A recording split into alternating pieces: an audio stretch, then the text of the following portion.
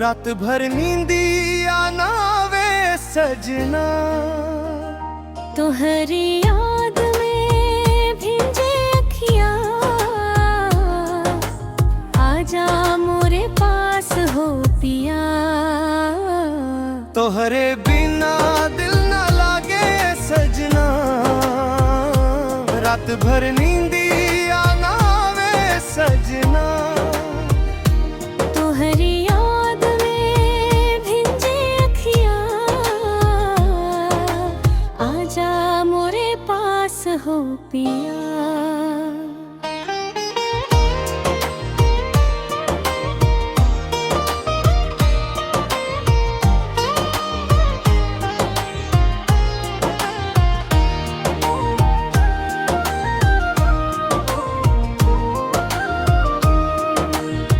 जब से देखनी तोहरा नैना, दिलवा हो गइल बा दीवाना। तोहरे हंसी के जादू ऐसा,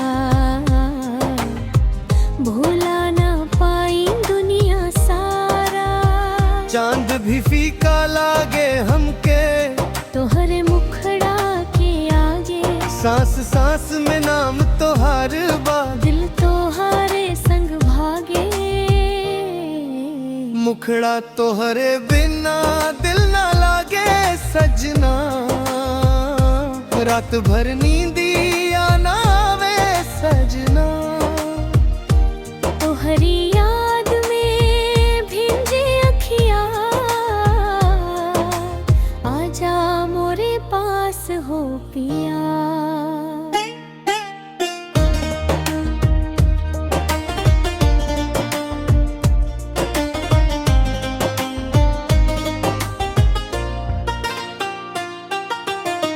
बरखा के बूंदन में तोहरा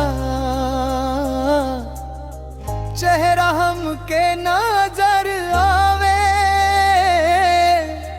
हवा चले जब धीरे धीरे, तोहार संदेशा ले आगे। गाँव के गली नदी किनारा, सब तोरे याद दिलावे। जहवा जहवा नजर घुमाई, तोरे सपना मुस्कावे।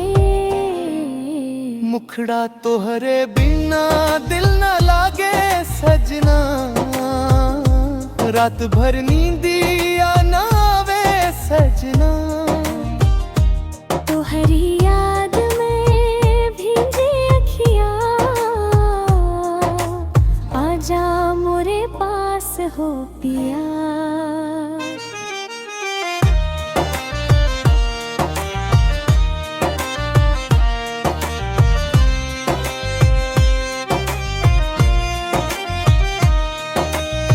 सात जन्म तक साथ निभैब,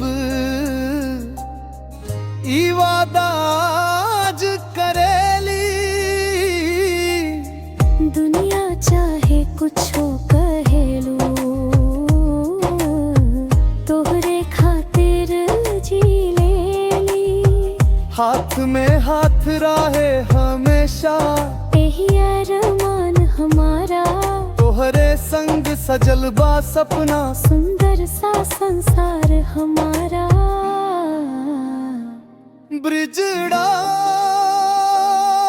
पिया हो पिया,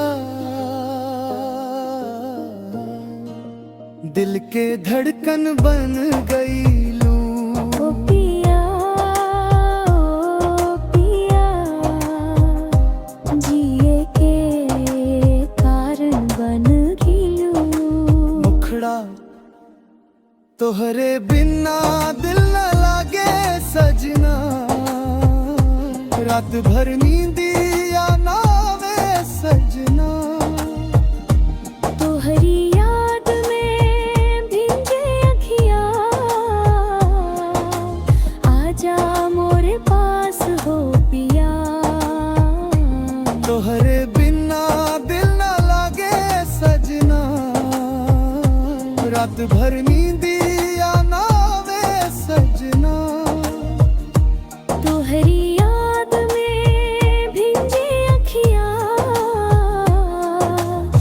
आजा मोरे पास हो पिया।